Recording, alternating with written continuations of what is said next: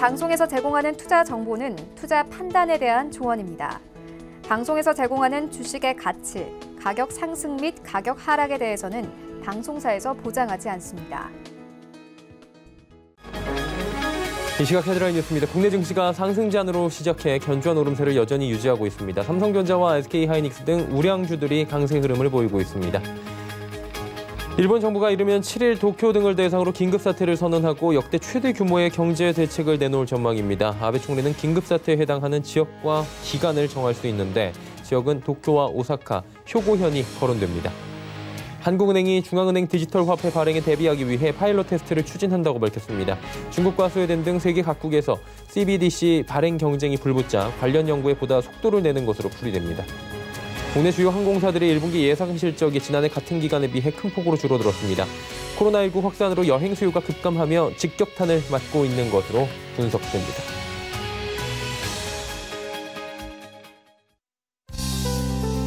시청자 여러분 안녕하십니까? 오늘장 내일장 출발하도록 하겠습니다. 서정덕입니다. 지금도 시장 상황은 괜찮은 것 같습니다. 양시장 모두 2.5%가 넘게 급등 흐름을 가져가고 있고요. 크게 밀리는 것 없이 오늘 계속해서 좋은 흐름 가져가고 있는데 일단 코로나19 확진자의 글로벌 추이는 좋지 않습니다. 다들 잘 알고 계시겠지만 뉴욕 쪽에서 특히나 지금 확진이 굉장히 크게 나오고 있고 미국 같은 경우에는 지금 줄지 않고 있는 상황입니다. 그나마 다행인 건 유럽 쪽은 좀 줄고 있는 상황인데 영국을 제외하면 유럽 쪽은 지금 약간 크로스가 좀 되고 골든 크로스가 되고 있다 이런 얘기들이 들려오고 있는 게 스페인이나 이탈리아 쪽은 사망자나 확진자 추이가 좀 줄고 있다라는 긍정적인 보도들이 나오고 있습니다. 다만 영국 쪽에서 초기 대응에 좀 실패를 하면서 영국 같은 경우에는 면역을 좀 가져야 된다. 오히려 집단 감염이 나을 수도 있다라는 부분을 강조한 바가 있었죠. 하지만 이 부분을 한 열흘 뒤에 지금 철회를 한 상황이고요. 감염자 수위가 지금 영국 쪽 굉장히 빠르게 늘어나고 있는 상황입니다. 결론적으로 따지자면 지금 미국 그리고 조금 전에 전해드렸다시피 일본 쪽 그리고 영국 쪽이 문제가 좀 있습니다. 하지만 일본 긴급상태 선포하면서 지원책과 부양책 기대감이 지금 나오고 있는데 이러한 선제적인 흐름이나 경기 부양에 대한 여러 가지 시그널이 나오면 시장은 오히려 상승 흐름을 가져가는 모습입니다. 우리 시장도 코로나 확진 추이에도 견조한 흐름을 지금 보이는데 경기 부양 기대감 그리고 실적이 나쁜 것들이 이미 어느 정도 선반영이 돼 있다라는 부분인 겁니다. 나쁜 건 알고 있는데 그것보다 더 최악만 가지 않는다면 나쁘게 나와도 이제 시장은 오를 일만 남았다. 이런 분석들도 지난주에는 나온 부분이 있었는데 이 부분이 섣부른 판단이었는지 아니면 그 부분에도 무게를 실어줘야 될지 이번 주 내일 담장 삼성전자의 실적 가이던스가 나올 텐데 어느 정도 보는 또 기준점이 될 것 같습니다. 유가 진정 기대감 등도 지금 복합적으로 심리적으로 올라오고 있는 상황인데 하나하나 좀 체크해 보도록 하겠습니다. 코스피부터 만나보도록 하죠. 전해드린 부분이 참 많았죠. 봐야 될 것들이 한두 가지가 아닌 시장입니다. 그럼에도 불구하고 지금 2.57%나 시장은 올라가고 있고 코스피 이번 저항선이 1755 정도입니다. 알고 계시겠지만 1755에서 계속해서 55, 58 사이에서 막혀 있었는데 지금 뚫고 올라가려는 움직임이 강하고요. 이 매물대 돌파 시원시원하게 하고 있는 상황입니다. 다음 볼까요? 자, 보시면 장 초반에 상승 흐름 가져간 뒤에 살짝 매물 소화하고 다시금 우상향하고 있는 모습입니다. 자, 다음도 한번 살펴보도록 하죠.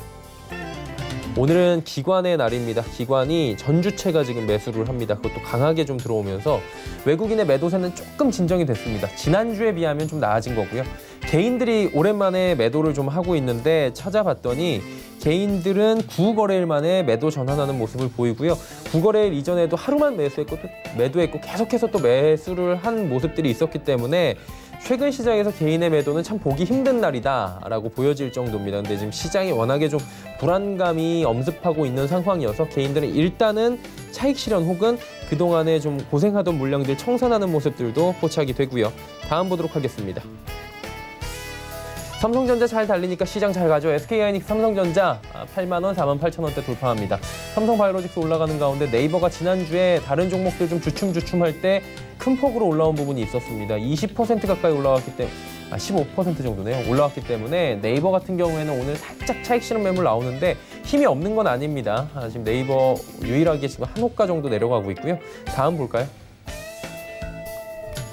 셀트리온이 큰 상승 나오고 LG화학 그리고 LG생건이 크게 올라가는데 오늘 중국 관련 소비주들이 일제히 올라가는 모습입니다. 사실 지난주에 장이 그렇게 괜찮은데도 중국 관련 소비주들은 상승을 제대로 가져가지 못한 즉 소외되는 모습들을 많이 보여줬는데요. 오늘은 뭐 바닥이다라는 얘기들도 분석도 나오고 앞으로의 전망이 오히려 괜찮다. 중국 쪽이 조업이 재개된다. 뭐 여러 가지 얘기들이 나오고 있기 때문에 중국 관련 소비주도 괜찮고요. 대장주로 LG생활건강이 이 큰 시가총액에도 이렇게 크게 움직이는 모습입니다. 셀트리온 역시 코로나19에 대한 백신 기대감들 그리고 키트 기대감들 남아있는 상황이죠. 다음 보도록 하죠. 자, 보시면 삼성 SDI 그리고 현대모비스, SK텔레콤, LG, NC소프트, 카카오까지 전 종목 올라갑니다. 자, 다음 볼까요? 코스닥이 3% 가까이 올라갑니다. 600선 얼마 안 남았습니다. 사실 글로벌 시장에서 이번 하락주에 가장 빠르게 올라오고 있는 지금 시장이 코스닥 시장입니다. 가장 큰 폭의 반등이 시원시원하게 나오고 있다라고 지금 통계상으로 나오고 있는데요. 하루간의 흐름을 잠깐 보겠습니다. 592 장중 고점입니다. 600까지도 이제 한 고점 대비해서 한 8포인트밖에 남지 않았고요. 수급 주체 보시면 오늘 쌍끌림에서 들어와 있습니다. 기관 외국인 같이 사는데 외국인이 매수 물량이 꽤 많고요. 개인들 파는 물량들 기관 외국인이 모두 다 받아내고 있는 형국입니다. 다음 볼까요? 시총 상위주들보다는 나머지 종목들이 더 잘 움직인다라고 생각이 드실 거예요. 사실 시총 상위주들 보시면 뭐 많이 올라야 HLB 3%인데 적은 건 아닙니다. 근데 오늘 상한가 가는 종목들이 꽤나 많이 나오고 있고 코스닥에 코로나19와 연관성이 있는 종목들 그리고 많이 밀렸던 종목들 중국 관련 뭐 소비주들 전체적으로 움직임이 괜찮습니다. 다음 볼까요? 셀트리온 제약, 스튜디오 드래곤, 뭐 많이 오른 셀트리온 제약이나 스튜디오 드래곤은 이번 조정장에서 크게 안 밀렸었죠. 그러다 보니 오늘은 차익 실현 매물이 오히려 나오는데 이 물량들이 어디로 가느냐? 지금 코미팜 이런 쪽으로 가고 있습니다. 오늘은 구충제 관련해서도 그러니까 코로나19에 어떠한 효과가 있다라는 소식이 전해지면 움직이는데 뭐 코미팜도 그렇고요. 전체적으로 이런 백신이나 치료제 관련 이슈가 오늘 크게 부각이 되고 있습니다. 신풍제약은 뭐 장초반부터 상한가 움직임 보여주고 있었고 지금 실시간으로 부광약품도 지금 오르고 있고 전체적으로 키트보다는 치료제 쪽으로 움직이고 있다. 테마가 이렇게 보시면 될 것 같습니다. 다음 볼까요? SK머티리얼즈, 제넥신, 슈젤, 에코프로비엠, 원익 IPS인데 자 보시면 반도체 소재 업종 중에서 그동안에 좀 많이 눌려있던 원익 IPS 그리고 2차 전지 관련 에코프로비엠 오늘 하락에서 상승 전환을 하는 모습들이 보여지고 있고요. 적게 올랐거나 많이 눌려 있었거나 혹은 강한 테마가 들어왔거나 이 셋 중에 하나로 오늘은 코스닥이 움직이고 있다라고 보시면 될 것 같습니다. 다음 보도록 하겠습니다. 환율인데요. 1233원 30전 크게 움직임은 없습니다. 사실 달러가 굉장히 강하게 움직여도 되는 지금 상황이다, 포지션이다라고는 하지만 통화 수합에 의해서 지금 달러에 대해서도 어느 정도 안정세를 찾기 때문에 달러의 급등은 오늘 시장에서 나타나질 않고 있습니다. 자, 종목 상담들 계속해서 열려 있습니다. 저희가 오늘장 내일장 마치고 나서 마감이 막 60분의 승부에선 종목 상담 이어가는데요. 미리미리 오늘 시장에 대비해서 보내주셔도 좋습니다. 100원의 정보 이용료 부과되는 샵 008-2번을 통해서 보내주시면 되고요. 금일 본 방송에서 제공해드리는 정보는 투자 판단에 대한 조언일 뿐입니다. 해당 주식의 가치와 수익률 보장해드리지 않는다는 점 참고해 주시길 바랍니다. 시장 이슈 바로 점검해 보도록 하겠습니다. 펠리즈 투자리서치 김민수 대표입니다. 대표님 안녕하세요. 네, 안녕하십니까. 월요일에 이렇게 시원시원하게 올라가면 그래도 저희도 방송하면서 한 주간의 일정 여쭤보면서 마음은 좀 편하더라고요. 편안하게 좀 여쭤보도록 하겠습니다. 이번 한 주 일정 어떻게 됩니까? 네, 이번 주까지 계속 편했으면 좋겠습니다. 네네. 네, 오늘 시장은 그래도 기관 매수세와 함께 뭔가 변화가 좀 들어오는 특히 중기 저항선을 좀 돌파하면서 변화가 나오지 않나라는 관점 쪽에서 오후장까지 힘냈으면 좋겠고요. 그와 관련해서 이번 주도 주요 일정들을 한번 살펴보게 되면은 가장 먼저 오늘은 중국 증시가 휴장입니다. 청명절이라고 해서 휴장이다 보니까 중국 증시의 영향력은 좀 제한적인 상황이고요. 두 번째로 독일의 오늘 2월달 공장 수주가 발표가 되는데 일단 2월달 수치다 보니까 그렇게 큰 의미는 없는 상황이지만은 앞으로 독일의 지표는 주목을 해야 되는 게 이제 중국이 어느 정도 어떤 코로나19 충격에서 벗어나서 가시화가 들어오기 시작하는 만큼 그에 따라서 어느 정도 생산이라든가 여러 가지 부분들이 정상화가 됐을 때 그러면 중간재나 장비를 공급하는 대표적인 나라가 독일입니다. 그러다 보니까 독일의 지표가 좋아질 수 있는 하나의 바탕을 만들 수 있는지도 한 번쯤 체크할 필요가 있기 때문에 관련된 흐름들도 주목해야 될 걸로 보여지고 있고요. 4월 7일 화요일 날 같은 경우는 이번 주에 주목하는 것처럼 삼성전자의 1분기 실적 발표가 예정돼 있습니다. 지금 현재 기준으로 봤을 때는 예상치가 한 6조 2천억 정도, 6조 3천억이 안 되는 정도로 해서 1분기의 영업이익이 작년 1분기 정도 수준으로 추정을 하고 있는 상황들인데, 그런데 어떤 추정치를 내는 증권사가 그렇게 확실하지도 않고 예전만큼 이렇게 다양하게 많은 의견이 나오지도 않습니다. 왜냐면은 지금 삼성전자의 충격이 이번 사태를 인해서 얼만큼 나올지를 지금 모른다는 분위기가 상당히 지배적일 것 같고요. 단적인 예로 지금 그래도 반도체 쪽, 특히 서버용 반도체, 서버용 D램 쪽으로 반도체는 선전했을 걸로 보여지고 있는데, 모바일용 D램이라든가 PC용 쪽 같은 경우는 아직 어느 정도의 수치인지 가만히 되지 않는 상황들이고요. 게다가 또 디스플레이라든가 스마트폰, 거기다가 가전까지 생각을 하게 되면 아무래도 위축세가 충분히 이어졌다라고 보여지고 있는데, 그럼에도 불구하고 그 정도의 실적을 낼 수 있는지에 대한 동향들은 좀 더 확인을 해야 될 것 같고요. 개인적으로 6조 원대 이상으로 발표를 하느냐, 그 이하로 발표를 하느냐에 따라서 시장 분위기가 바뀔 수 있다라는 관점 쪽에서 시장 눈높이 대비해서 선전했을지에 대한 여부들 계속 챙겨봐야 될 부분이라고 보여지고 있고요.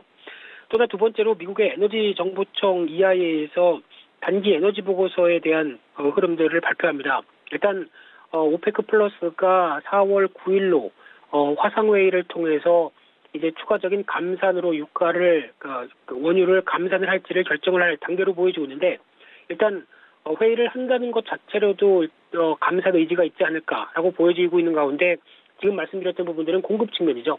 근데 이번엔 미국의 에너지정보청에서는 아무래도 수요 관련된 측면 쪽에서 좀 더 언급이 나올 가능성이 높다라는 관점 쪽에서, 만약에 감산을 한다고 하더라도 수요 쪽이 뒷받침되지 않는다고 하게 되면, 수요가 위축되는 흐름들이 그대로 나온다고 하게 되면 아마 유가가 올라간다고 하더라도 $30대 중반 정도가 한계가 아닐까 싶습니다. 그렇기 때문에 그에 따른 수요 변화들도 계속 확인해야 될 부분이라고 생각되고 있고요.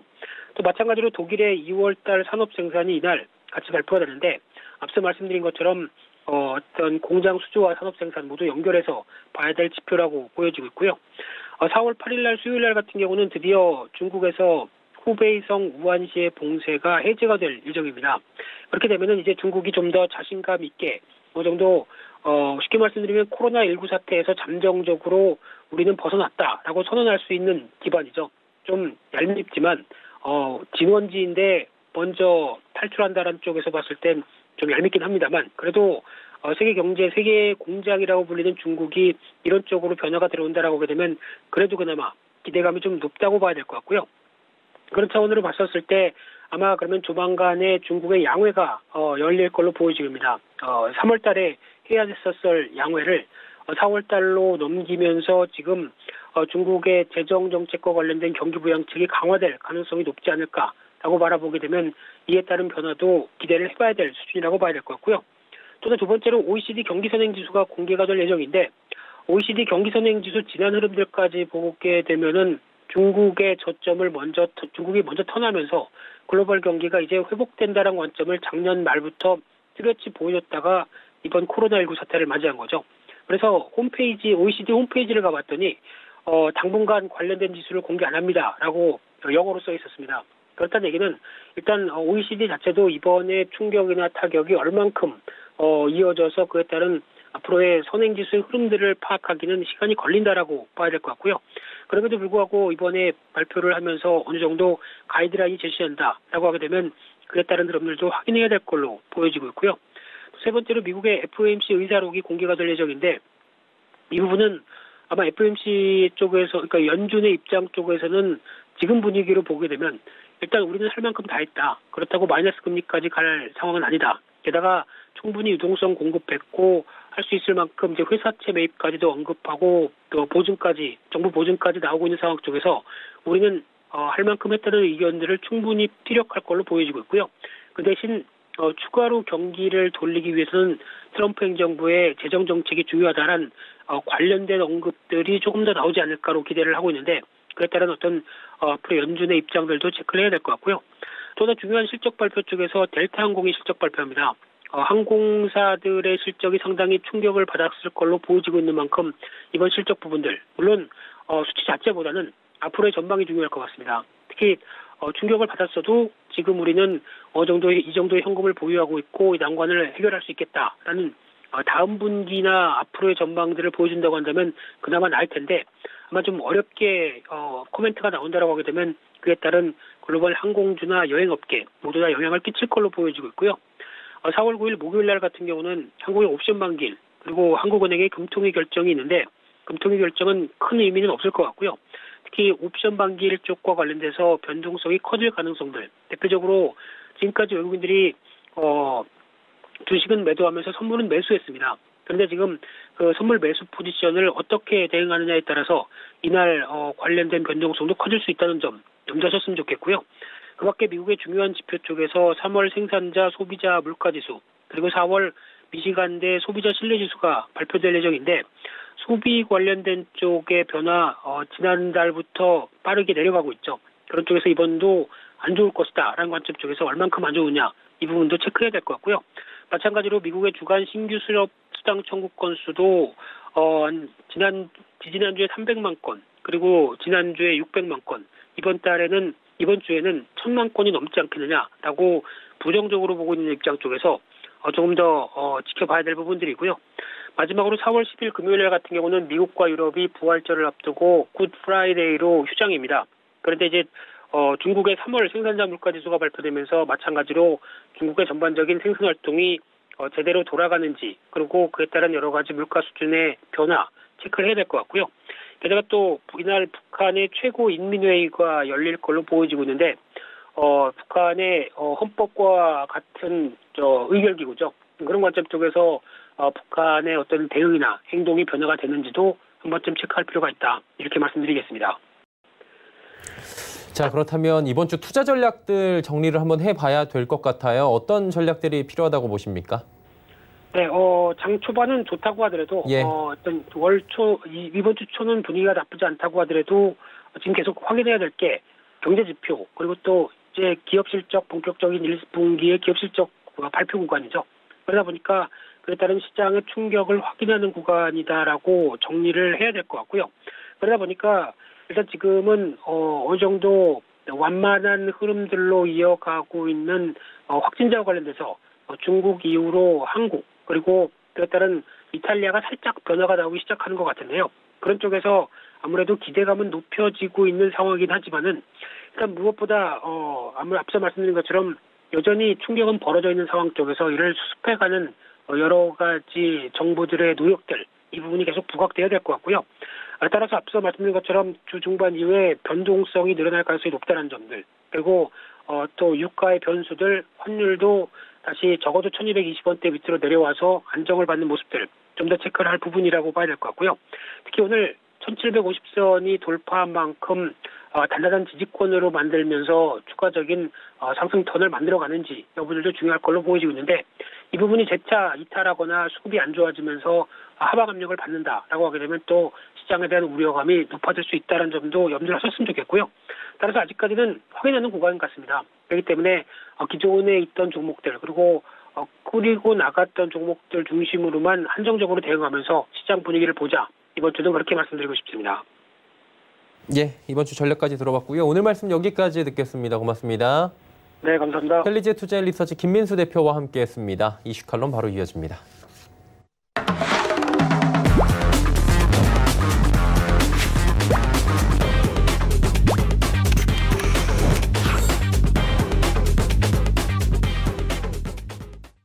이슈 칼럼 이어갑니다. 미중산업경제연구소 조용찬 소장 함께합니다. 소장님 안녕하세요. 예, 안녕하십니까. 예, 미국 경제는 참 코로나19 때문에 힘든 시기를 보내고 있는 것 같아요. 모든 게 올스탑됐다라고 하는데 실업수당 청구 사상 최대고요. 계속 늘고 있잖아요. 그리고 실업률이 늘어날 수밖에 없는 상황인데 언제까지 늘까요? 네, 미국의 3월 고용 통계를 보면 예. 70만 명이 감소를 했는데요. 이번 코로나 바이러스가 몰고 온 경제적 쇼크는 아직까지는 빙산의 일각인 것으로 보여집니다. 현재 미국의 감염자는 31만 명이 넘고요. 사망자도 8천을 좀 웃도는 상황인데요. 이 때문에 미국이라는 열차에 급브레이크가 걸려 있고요. 또 경제도 멈춰진 상황이 당분간 계속이 될 수밖에 없습니다. 미국에서는 고용이 경기 조절의 그 밸브 역할을 해왔다는 점에서 비교해 보면은 5월에는 1933년 대공황 때 실업률이 25% 수준을 웃돌 것으로 보여지고요. 그런 측면에서 보면은 미국 노동자 1억 6,500만 명 중에서 소매나 호텔, 오락, 식당 업종 같은 경우에는 3,300만 명인데요. 전체 20%를 차지하는데 이들 중에 5명 중에 2명은 아무래도 일자리를 잃을 수밖에 없고요. 또 외식 업계 같은 경우에도 최대 700만 명 정도가 3개월 안에 실직을 할 가능성이 큽니다. 코바가 6월 말에는 소강 상태에 들어간다는 낙관적인 시나리오를 가지고 보더라도 미국의 실업률은 최악의 경우 42%, 또 낙관적인 시나리오에서는 32% 차지하는데요. 미국의 개인 소비 지출에서 차지하는 비중이 현재 GDP에서 한 20조 달러 정도가 된다는 측면에서 봤을 경우에 세계 경제에도 결코 좋은 현상은 아닌 상황이 2분기 중에는 계속 진행이 되지 않을까 보여집니다. 그리고 세계 경제 성장률 전망치 줄줄이 하향 조정되고 있습니다. 우리나라 국내 GDP 성장률도 그런 상황인데 안 좋잖아요, 지금. 자세한 상황 어떻습니까? 네, 2분기 미국의 성장률 전망이 U자나 L자형이 아니든 I자형이라는 데는 경제학자들이 대부분 동일하고 있습니다. 문제는 두 자릿수 마이너스 성장률이 어디까지 떨어지느냐인데요. 연준 내 메파인 세인트루이스 연준 브라즈 총재 같은 경우에는 경제 대책이 없었다면은 2분기 GDP 성장률은 연율 환산으로 50%, 실업률은 30%에 달했을 것이라고 예상을 했는데요. 골드만삭스 같은 경우에는 2분기에는 마이너스 34%까지 떨어지겠지만, 2분기부터는 조금씩 이제 회복이 돼서 연간으로는 마이너스 6.2% 정도 달하지 않을까 예상을 했고요. 미국 외 예상국 같은 경우에도 2분기 성장률은 연율 환산으로 마이너스 28% 이상 떨어지고요. 실업률은 10%를 넘을 것으로 보고 있는 그런 모습입니다. 이제 3분기부터 경제 활동이 빠르게 되살아날 가능성이 높은데요. 이 때문에 이제 앞으로 정부가 납세 연기 조치라든지 기업 자금 조달 지원과 같은 제4차 경기 부양책이 내려진다면은 아무래도 충분히 가능은 할 것으로 보여집니다. 하지만 4분기부터는 아무래도 성장세가 좀 제동이 걸리면서 좀 둔화될 수 있다는 점은 참조해 주실 필요가 있지 않나 생각이 됩니다. 근데 경제 기관마다 예측이 지금 다 다른 상황이긴 합니다. 근데 한 가지는 나빠질 것이다, 좋아질 거라고 예측한 곳은 한 군데도 없는 게 지금 공통점인데 진짜 이렇게 더 계속 나빠질까요? 네, 실업률이 어느 선까지 증가할지 또 과연 의료 붕괴가 일어날지 그리고 개인과 기업이 보유한 현금이 언제가 바닥이 될지에 따라서는 예측치가 전혀 달라지고 있는데요. 스티글라츠 컬럼비아 대학 교수 같은 경우에는 가게나 기업이 빚을 갚지 못할 것으로 보면서 결국에는 금융위기로 갈 수밖에 없다고 경고한 상황이고요. 로버트 하버드대 교수 같은 경우에는 산업의 피해를 지금 입고 있기 때문에 정책 총동원령이 내려지더라도 3분기에는 V자형 반등이 좀 불가능하지 않을까, 좀 비관적으로 보는 사람도 많습니다. 특히 마크 잔디 무디스 이코노미스트 같은 경우에는 2분기에 마이너스 25%를 성장률이 기록하고요. 3분기에는 15%로 V자형 반등이 일어나더라도 4분기부터는 다시 둔화되는 소위 말해서 나이키 로고형 형태 성장 패턴을 예상하고 있는데요. 아무래도 올 하반기에는 느리게 회복이 되지 않을까 보고 있습니다. 미국뿐만 아니라 일본, 유럽도 같은 위기에 직면하고 있는데요. 모두 1, 2주 내에 감염자가 피크에 도달을 할 것으로 보여진다는 점에서 의료 시스템이 붕괴되는 이런 상황까지 이뤄진다면 앞으로도 비관론자들이 더 일어날 가능성이 크지 않을까 이렇게 보여집니다. 그리고 트럼프 행정부의 어마어마한 지금 재정 정책 그리고 전 세계 주요 국가들이 계속해서 돈을 풀고 있습니다. 그러다 보니까 BDI 지수나 구리, 금 가격 바닥 찍고 상승세 보이는데 이게 어느 정도 선행하잖아요. 경기 회복 신호로 받아들이기 조금 이르다 이런 얘기도 있지만 긍정적으로 봐도 될까요? 네, 지금 전 세계가 공히 재정 정책을 꺼내들고 있고요. 대규모 금융 완화로 인해서 14억 중국 같은 경우에는 공장이 지금 시작 버튼이 눌려져 있는 상태입니다. 경제 활동과 관련해서는 현재 공장 가동률이 90% 정도 들어왔는데요. 상승성이 빠르게 따라올 수 있을 것으로 보여진다는 점에서는 앞으로 자동차나 전자기기에 들어가는 금이나 구리, 그리고 원유나 철광석, 석탄 이런 쪽이 먼저 반응을 하고 있습니다. 발틱 해운 운임지수 같은 BDI 같은 경우에는 탄광의 카나리아로 불리고 있는데요. 경제에서는 아무래도 그 역할을 해주고 있다는 점에서 보면은 구리나 원유의 최대 소비국이 중국이었다는 점, 철광석과 석탄의 최종 하역지가 중국이라는 점에서는 중국 경제가 이제 조금씩 살아나면서 BDI 지수 같은 경우에는 3월달 500선을 바닥으로 지난주에는 624까지 반등을 했는데요. 앞으로는 전 세계적으로 곡물 수요가 생산이 감소하기 때문에 곡물과 관련된 중국 그리고 또 아시아존의 수요들이 크게 늘어날 수 있다는 점에서 BDI 같이 원자재 수송과 관련된 영향을 끼치는 지표들 같은 건 상당히 좋아지지 않을까 보여집니다. 특히 구리 같은 경우는 중국 점유율이 50%다라고요. 석유는 13% 정도 달하기 때문에 중국 경제 변화를 가장 먼저 보여주고 있는데요. 중국이 지금은 방역보다는 성장에 중점을 둔 정책을 운영하고 있다는 점에서 공장 가동률이 이제 좀 더 올라가고 생산성 회복이 좀 더 빨라진다면 구리나 석유, BDI 가격 상승세는 3분기까지도 충분히 좀 이어질 수 있다는 점에서 세계 경제, 특히 한국 경제에 미치는 영향도 좀 긍정적이지 않을까 보여집니다. 이제 중국 여쭤봐야 될 것 같은 게 중국 쪽도 지금 괜찮아지고 있다, 바닥 쳤다 이런 얘기들이 조금씩 기조에서 올라오는 것 같아요. 회복 추세로 어느 정도 좀 돌아섰다고 봐도 됩니까?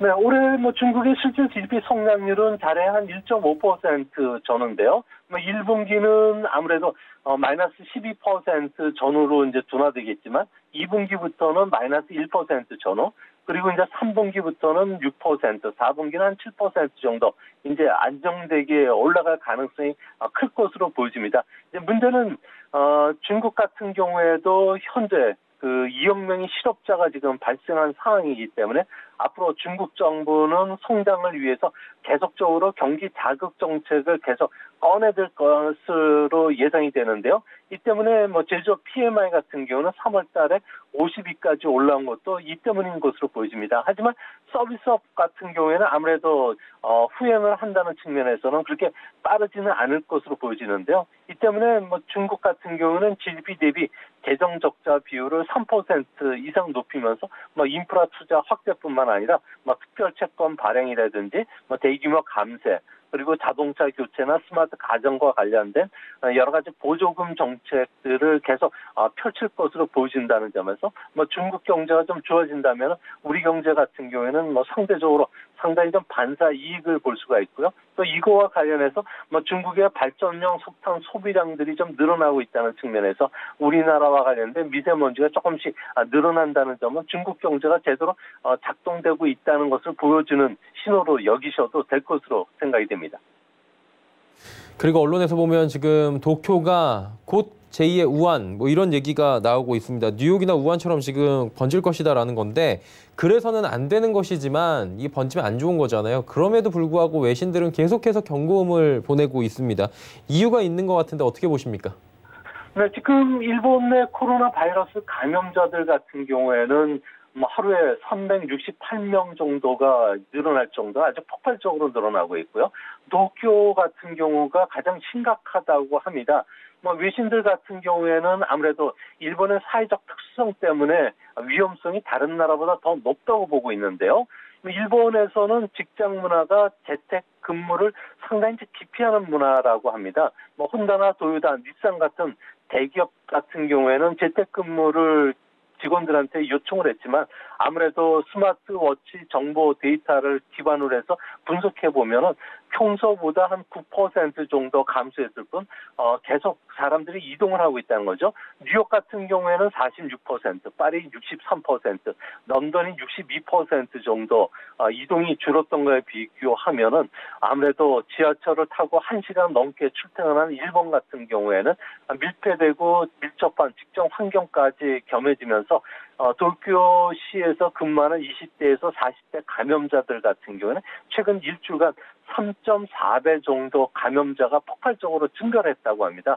일본인들조차도 과로사라고 표현할 정도로 통근열차, 직장 내 바이러스가 증폭기 역할을 해주고 있기 때문에 일본 경제 같은 경우는 생각지도 못하게 앞으로 한 1, 2주 정도 급락할 가능성이 현재로서는 상당히 높지 않나 이렇게 보여집니다. 그러다 보니까 일본 정부 지금 비상시국 선언을 할 것 같고요. 그리고 어마어마한 지금 대책을 풀어내놓을 것 같은데 어떻게 보십니까, 이 부분은? 네, 일본 언론들이 일제히 오늘부터 보도를 내놓고 있는데요. 빠르면 내일이나 모레 도쿄, 오사카에서 비상사태를 선언한다고 합니다. 동시에 긴급 경제 대책 방안도 제시될 것이라고 하는데요. 규모는 리먼 쇼크 때인 56조엔을 넘을 것으로 보여진다고 합니다. 앞으로 5가지와 관련해서 긴급 경제 대책이 발표되는데요. 방역이라든지 의료 시스템 정비 쪽, 그리고 고용 유지라든지 비즈니스 연속성, 그리고 코로나 바이러스 확산세가 꺾인 뒤에 V자형 경기 회복이 가능하도록 경제 지원을 해주고요. 공급망이 훼손되지 않게 경제 구조 구축이라든지 예비비 확보에 중점을 둔다고 합니다. 이같이 긴급하게 내놓는 것은 아무래도 코로나 바이러스로 인해서 일본의 2분기 산업 생산이 40% 정도 감소할 것으로 보여지고 있고요. 이 때문에 올해 일본 경제는 낙관적으로 보더라도 JP모건이 대표적으로 낙관론자에 속하는데요. 마이너스 3.1 정도, 그리고 다이치 연구소 같은 경우에는 중립적으로 마이너스 3.9% 감소할 것으로 보고 있지만 다른 비관론자들 같은 경우는 5% 이상 감소할 것으로 예상을 하고 있다고 합니다. 앞으로 일본 정부 같은 경우는 대기업에 4천억엔 지원 정책, 그리고 가계 생활 지원으로 인해서 한 가구당 30만 엔치, 그러니까 340만 원 정도 현금을 주는 그 정책도 있고요. 또한 고용 유지를 조건으로 중소기업의 임금의 90%까지 보조를 주는 정책을 쓰고 있는데요. 이런 정책들은 대부분 생산형이고요. 가장 중요한 소비세율을 현재 10%에서 제로까지 낮춰줘야 되겠지만 정책 부담이 크기 때문에 아베 총리 입장에서는 상당히 좀 부정적이라고 합니다. 그리고 소득 감소 대책으로 일본은 한 가구당 보니까 30만 엔을 지급한다 하는데 이게 모두 지급하는 겁니까? 네, 30만 엔을 받기 위해서는 2월과 3월 사이에 수입이 감소했다는 증빙을 자진 신고를 해야 된다고 합니다. 문제는 50% 이상 크게 감소해야 되는데요. 일본 같은 경우에는 한국처럼 돈이 줄어들고 카드를 대신 쓰는 캐시리스 사회가 아닙니다. 현금 사회가 아니기 때문에 현금 사회이기 때문에 자영업자가 증빙서를 제출하기 매우 힘든 구조인데요. 아무래도 이런 허위 신고를 막기 위한 조치로 보여지기도 하지만 아무래도 이런 서류를 제출하려 그러면은 회사라든지 계약업체에게 확인을 받는 과정 속에서 굴욕을 감수해야 되기 때문에 사실상 일본에서는 5,800만 가구 중에서 실제로 받는 사람은 거의 없는 일본인들 스스로도 째째한 정책이라고 했고요. 첫 마스크 2매 배포처럼 상생맥이다. 그리고 아베노미스 실패를 감추기 위한 꼼수라는 비판이 거세지는 것도 이 때문인 것이라고 합니다. 경제 구조가 우리와 좀 다르기 때문에 이 부분을 증빙하기가 지금 쉽지가 않아서 받는 가구가 그렇게 많지 않을 것이다라고 짚어주셨고요. 지금 도쿄 봉쇄의 얘기가 나오고 있습니다. 한 도시 그것도 수도를 봉쇄한다는 것 자체가 쉬운 게 아니에요. 미치는 영향이 어느 정도가 될지 감히 예측이 안 되는데 그래도 어느 정도라고 예측 나오는 것들이 있습니까? 네, 일본 같은 경우는 좀 폭풍 전야와 같은 분위기인데요. 현재 도쿄나 오사카 그리고 홋카이도 같은 경우에는 폭발적 확산이라고 하는 오버슈트가 좀 일어나고 있는 상황입니다. 아무래도 가장 좋은 방법은 최소 2주 동안은 도시를 봉쇄시켜야 된다는 게 일본 내 언론들의 주류 분위기인데요. 만약에 도쿄 하나만 봉쇄가 되면 경제 규모가 104조 엔, 일본 전체 GDP의 19% 정도 되고요. 도쿄 수도권까지 포함하면 일본 실질 GDP의 33% 정도 이상을 차지한다고 합니다. 자택근무, 외출 규제까지 하게 된다면 2분기 일본의 실질 GDP 성장률은 전기 대비 한 10% 정도 감소하게 되고요. 연율 기준으로도 마이너스 17% 정도 축소가 되는데요. 문제는 여기에 일본 2위 도시인 오사카 경제권까지 봉쇄가 된다면 오사카만 하더라도 일본 GDP의 13%이기 때문에 일본 GDP의 한 45% 정도는 날아갈 수가 있는데요. 이렇게 되면 일본 경제는 상상 이상의 경제 타격을 받을 가능성이 큽니다.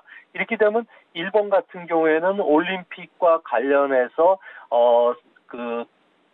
경제적 타격을 입었기 때문에 이 부분까지 고려한다면 일본의 GDP는 우리가 생각했던 것보다도 상상 이상으로 감소할 가능성이 크다는 점에서 우리한테도 시사하는 바가 좀 크지 않나 이렇게 보여집니다.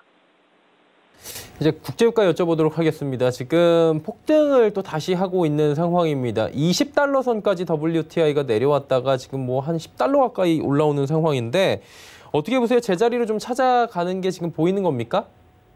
네, 지금 트럼프 대통령 같은 경우는 트윗을 통해서 사우디와 러시아가 원유 생산을 하루 1,000만 배럴 정도 감산할 것 같다고 이야기를 했고요. 이 때문에 국제유가는 즉각 2일과 3일 날에는 사상 최대 상승률을 보여줬지만 현재는 4% 넘게 오전장에 하락하고 있는 그런 모습입니다. 아무래도 회담이 연기된 것은 산유국 간의 이견이 너무 크기 때문에 그런데요. 사우디나 러시아 같은 경우에는 오펙 플러스 협조 감산 체제 종료가 서로의 책임이라고 하면서 유가 폭락의 책임 공방을 벌이고 있는데요. 이 때문에 한쪽이 밀리는 쪽이 더 많은 생산량을 감소해야 되기 때문에 국가 이익과 관련되고 있다는 거죠. 그리고 또 국가별 감산 할당량을 놓고서 다른 산유국 간의 대립이 지금 심화되고 있는 상황입니다. 미국 입장에서는 유가 하락이 계속이 된다면은 제일 오일 기업이 지난주에 한 곳이 파산했는데 연쇄적 디폴트 위험이 높아지는데요. 이렇게 되면 쉘 오일 기업들이 설비를 담보로 해서 발행한 1조 달러가 넘는 자산 유동화 증권이죠. ABS 같은 경우에도 신용 경색에 걸릴 수 있고요. 레버리지 론 그리고 대출 담보부 증권인 CLO까지 파생 금융 상품이 모두 부실화될 가능성이 크다는 겁니다. 이 때문에 국제 에너지 기구 같은 경우에는 전 세계가 50억 명 이상이 도시 봉쇄로 이동이 지금 제약이 걸려 있는 상태이기 때문에 석유 수요는 당분간 20% 감소할 것으로 예상이 되는데요. 하루 2천만 배럴 정도이기 때문에 1,000만 배럴 정도가 감소한다고 해서 수급 불균형이 해소가 되지 않고 있고요.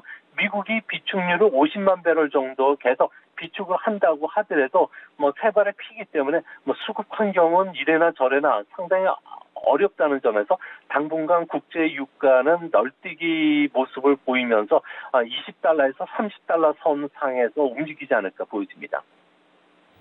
예, 국제유가 이야기까지 들어봤고요. 오늘 말씀 여기까지 듣겠습니다. 고맙습니다. 네, 감사합니다. 위중산업경제연구소 조용찬 소장과 함께했습니다. 종목 이야기 바로 출발합니다.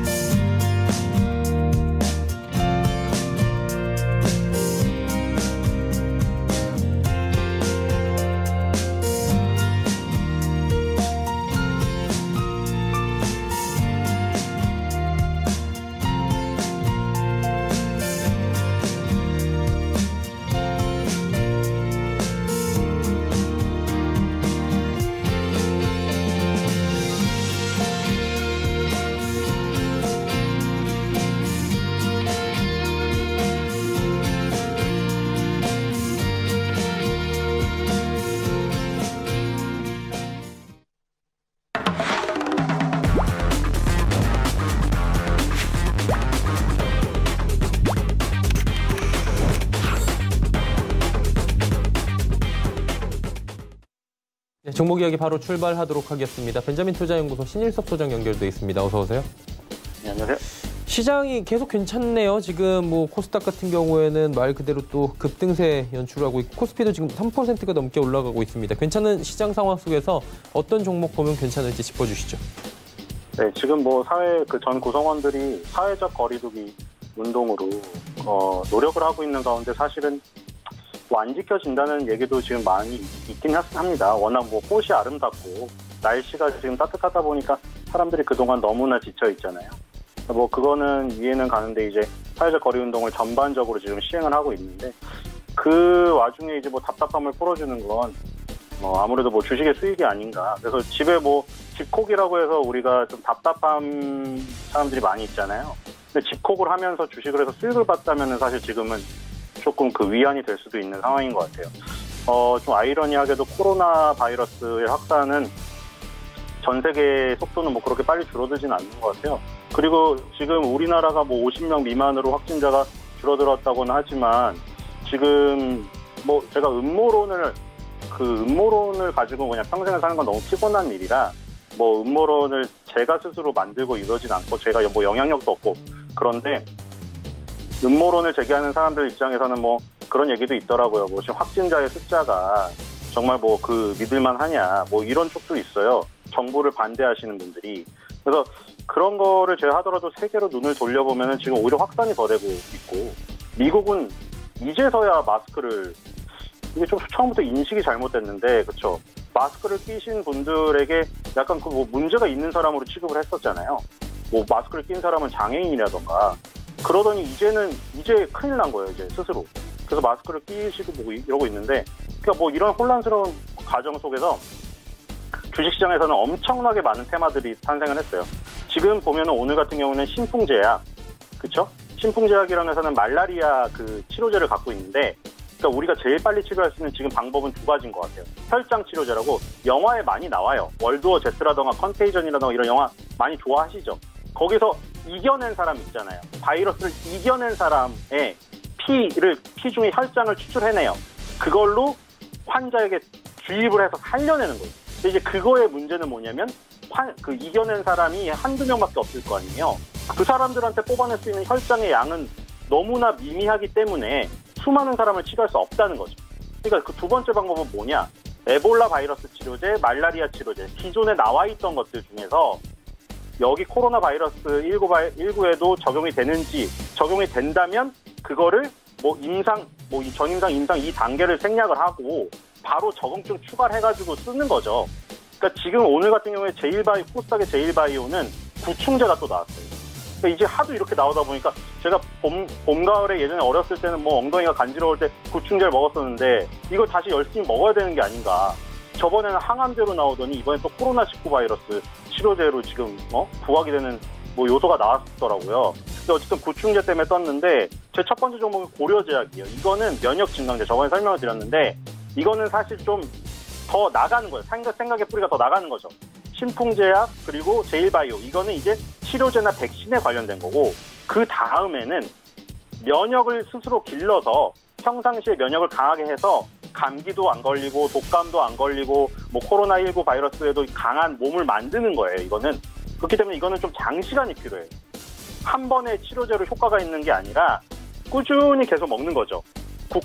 국화꽃에서 에키네시아라는 성분을 뽑아내서 그 이뮤골드 액이라는 액을 만들어서 팔고 있기 때문에 저번에 설명을 드린 얘기인데 면역 증강제 쪽으로 이쪽이 또 지금 서서히 고려제약 보면 신풍제약 제일바이오가 한참 지금 뜬 다음에 고려제약은 기술적으로 20개월 선 거기서 붙어서 조금 올라간 상태예요. 그러니까 후발이라는 거죠. 그러니까 후발을 노리시는 분들에게는 이 면역 증강제 쪽도 놓칠 수 없다. 왜냐하면 이렇게 전 세계적으로 굉장히 뜨거운 이슈 같은 경우에는 이 순환매가 한 번으로 끝나지 않아요. 지금 보시면 아시죠? 웰크론이라는 마스크주가 또 가고 있어요. 마스크주는 첫 타자로 갔던 업종이죠. 아직도 가고 있어요. 또 가고 있어요. 지금. 그러니까 그 순환매가 서너 번을 돌기 때문에 서너 번을 도는 이 태풍 속에서는 이 격가지들에게도 굉장히 강한 힘이 들어옵니다. 그래서 손절가 7,500원, 목표가 10,000원입니다. 그 두 번째는 NC소프트. 이거 뭐 제가 제일 많이 갖고 오는 종목 중에 하나인 것 같아요. 아프리카 TV, NC소프트. 이런 거 너무 안정적이에요, 사실. 왜냐면 아프리카 TV, NC소프트 사실 그러니까 말이 많은 종목이 잘 가요. 말이 많은 종목. 아프리카 TV 욕하시는 분들 엄청 많잖아요. 무슨 별풍선 왜 저런 애들한테 쏘고 있냐. 그쵸? NC소프트도 맨날 뭐라고요. 리니지. 야 진짜 할 일 없다. 저런 게임에 왜 수백만 원을 쏟아부냐 이해할 수가 없다. 도저히 나는. 뭐 이러시는 분들인데 얘기가 그렇게 시끄럽게 나오면 나올수록 잘 가요. 그쵸? 희한한 거예요. 이 지금 뭐 제가 집콕주의 대장으로 단기적인 이슈도 발생을 했다. 그리고 뭐 장기적으로 올라가는 얘기들은 많이 드렸기 때문에 그렇죠? 뭐 더 이상 드릴 필요가 없을 것 같은데 지금 같은 경우에 게임을 굉장히 뭐 집에 밖에서 게임을 한다. 실제로 게임 매출이 엄청 올랐다면 지금 PC방도 못 가게 하잖아요. 물론 가지만 가지 말라고 해도 가지만 PC방을 못 가면 또 집에서 또 해요. 그 때문에 뭐 제가 뭐 준비한 건 저번이랑 그 타이틀은 똑같아요. 뭐 이거 리니지 뭐 지금 즐기시는 분들이 올해 린린이었고 지금 주식을 새로 시작하는 주린이라는 단어가 나왔던데 리니지를 처음 시작할 때 린린이가 지금 린저씨들이 됐잖아요. 그러니까 뭐 이 지금 그 스토리를 보면 강할 수밖에 없죠.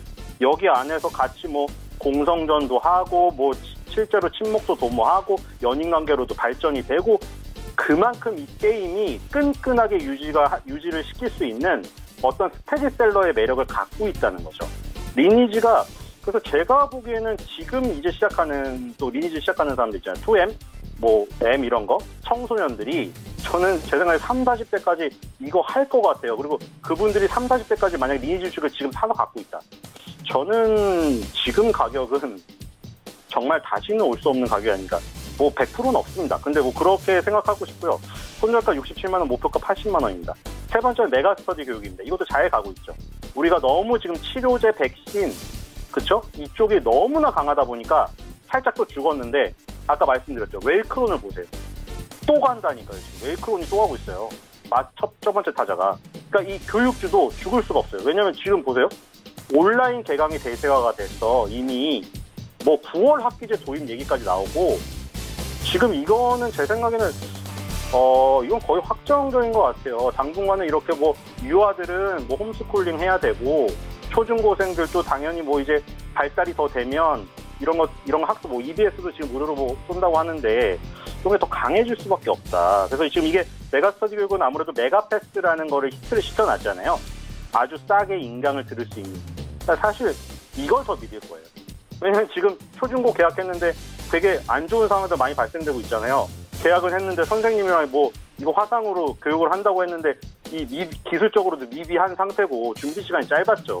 근데 이 메가스터디 같은 경우는 몇 년에 걸쳐서 이거 완성시켜 놨으니까 인터넷 강의를.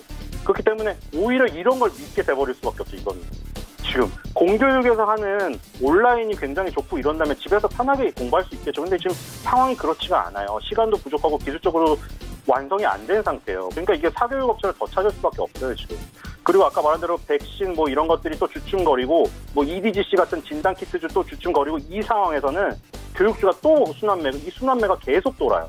그러니까 뭐 제가 순환매를 설명드릴 수는 있지만 순환매의 그 대장을 그날 하루하루 찍긴 굉장히 어렵거든요. 근데 그거를 만약에 뭐 잘 따라간다면 지금 같은 경우는 뭐 장도 오르지만 엄청난 수익을 내실 수 있는 기회가 있죠. 그래서 뭐 정시 비중 확대라던가 뭐 EBS 연계율이 70% 50% 감소해서 이 장기적인 성장성 플러스 단기적으로 코로나 이슈로 이 집콕 온라인 개강주 요 이슈까지 겹쳤기 때문에 이거는 쌍으로 겹친 거예요. 그래서 굉장히 좋다. 손절가 38,000원, 목표가 6만 원입니다. 메가스터디 교육까지 들어봤고요. 지난 시간에 다나와 말씀해 주셨는데 결과 궁금하고 이번 주에는 어떤 종목이 단기적으로 괜찮을지까지 함께 들어보도록 하죠. 예, 좀 길어져서 한 번에 하겠습니다. 예. 다나와도 상당히 지금 탄탄하죠. 다나와는 아까 얘기해 드린 거 똑같아요. 메가스터디 교육. 자, 아니면은 뭐 EBS 지금 정부에서 이제 해준다. 뭐 저소득층한테 노트북을 준다. 그 줬을 때 그 준 애들 빼고 사는 애들은 어디선가 구입을 해야 될 거 아니에요. 다나와에서 지금 막 구입을 하고 있고 그래서 이 테마주를 엮일 가능성이 있어. 원래 다나와가 조용한 그러니까 서예하는 사람 같은 종목인데 말을 하자면 갑자기 이제 춤을 추러 나가게 된 거예요. 얘가 바람이 들 수 있는 지금 상황이다. 그래서 그런 부분을 노리시면 단기적으로도 괜찮고요. 그리고 이번 주는 고려제약을 보도록 하겠습니다. 아까 말한 대로 지금 신풍제약은 아까 보니까 9시 30분도 되기 전에 상한가 문을 닫아버렸어요. 지금 이거는 엄청나게 강하다는 거예요. 그리고 제일바이오도 마찬가지예요. 말라리아 치료제, 구충제로 이게 양대로 갔는데 이제 이게 가다 보면은 9시 반 이전에 뭐 바빠서 못했던가 아니면 소심해서 못했던 사람들은 후발주를 막 찾아요. 그러니까 그 후발은 뭐냐면 그다음 면역 증강. 그러니까 뭐 면역 증강도 갔다가 또 이제 마스크 진단기도 갈 수도 있겠죠. 그러니까 고려제약 같은 경우에는 후발로 이제 노리는 사람들에 의해서 탄력이 붙으면서 뭐 7, 8% 정도 오르고 있는 거예요. 그래서 이번에는 이 후발로 좀 고려제약을 단기적으로 보면은 시세를 좀 추정할 수 있지 않을까. 왜냐하면 1등으로 간 신풍제약이 너무나 강하기 때문에 후발주자에게도 시간과 파이를 많이 벌어주는 상황이죠. 그러니까 충분히 후발주에서도 지금 시간을 그 수익을 낼 수 있는 이슈예요. 그래서 들어가셔도 뭐 어느 정도 수익은 거둘 수 있지 않을까 이런 생각이 듭니다. 이제 고려제약까지 이야기 나눠봤습니다. 오늘 말씀은 여기까지 들을게요. 고맙습니다. 예, 감사합니다. 벤자민 투자연구소 신일섭 소장과 이야기 나눠봤고요. 내일의 종목 330 이어집니다.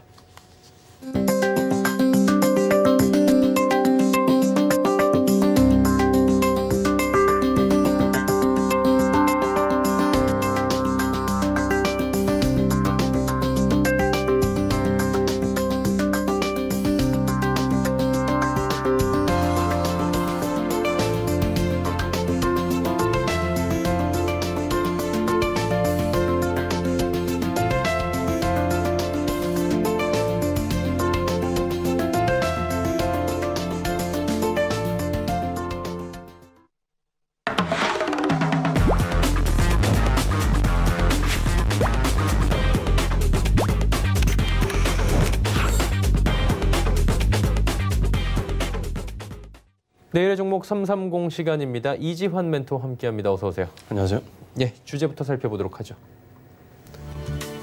삼성전자 수급 동향 분석. 사실 뭐 지금 동학 개미 운동이라고 해서 개인들이 삼성전자를 어마어마하게 사고 있거든요. 좀 분석 필요할 것 같아요. 들어보도록 하죠. 네, 삼성전자는 뭐 금방 말씀하신 대로 전체적으로 개인들이 굉장히 많이 매수했고 외국인들이 가장 매도를 많이 한 종목으로 지난 이제 코로나19 관련된 하락기에서 가장 큰 이슈가 됐던 종목입니다. 최근 이제 이 종목에 대한 접근을 문의하신 분들도 많고 관심도 많으신데 수급에 대한 우려점은 계속해서 좀 대두가 되고 있는데 최근 1개월 동안 이 수급의 변화에 대해서 말씀을 좀 드리겠습니다. 최근 1개월 동안 역시 가장 많이 매수한 주체는 개인이라고 보시면 되는데요. 개인은 약 9,800만 주 정도를 매수하면서 가장 큰 폭의 매수세를 좀 보여줬습니다. 반면에 이제 외국인이 한 9,400만 주 정도 매도를 하면서 매도 주체를 좀 보였고 기관도 한 1,700만 주 정도 매도를 하면서 전체적으로 외국인 기관 양매도 사이에 개인만 매수하는 모습을 좀 보여줬습니다. 최근에 이제 기관의 수급이 조금 바뀌고 있는데요. 기관은 그동안 금융투자에서 한 1,700만 주 정도 매도를 좀 했었고요. 가장 큰 매도 주체는 역시 금융투자였고 투신권도 한 300만 주 정도 매도하면서 전체적인 매도 기조를 유지했는데 최근에 이제 연기금이 좀 매수폭이 늘어나면서 연기금이 1,800만 주 정도 매수로 돌아서는 모습을 좀 보였습니다. 아무래도 이제 바닥권에서 가장 큰 매수의 주체가 연기금이라고 보면 최근에 이제 연기금이 삼성전자에서 매수로 돌아섰다는 부분은 조금 인상적인 부분으로 인식을 좀 할 수 있다 이렇게 좀 말씀을 드리겠고요. 특히 삼성전자와 관련된 공매도 대차잔고에 대해서도 좀 살펴봐야 되는데 대차잔고가 3월 20일 약 2억 2천만 주 정도로 가장 정점을 찍었고요.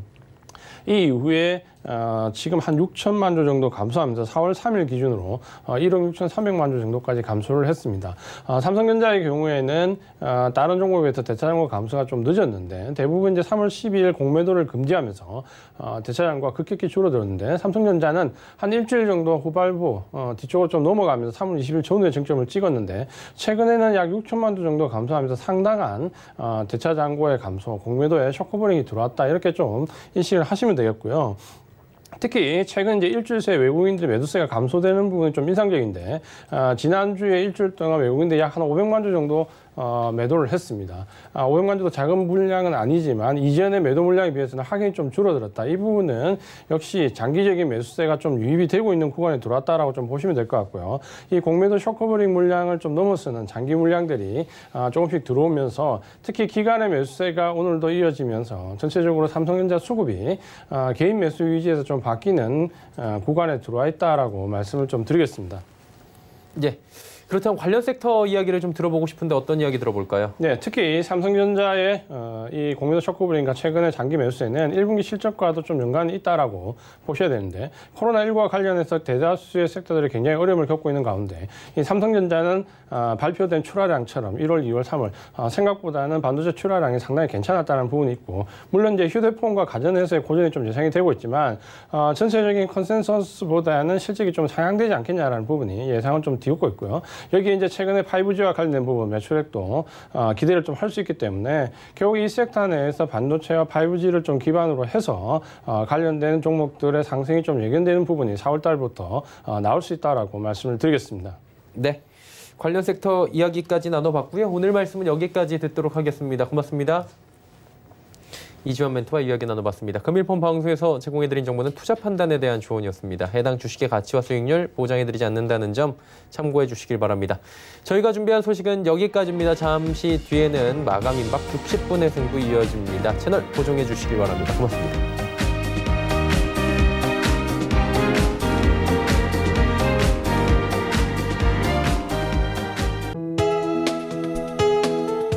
방송에서 제공하는 투자 정보는 투자 판단에 대한 조언입니다. 방송에서 제공하는 주식의 가치, 가격 상승 및 가격 하락에 대해서는 방송사에서 보장하지 않습니다.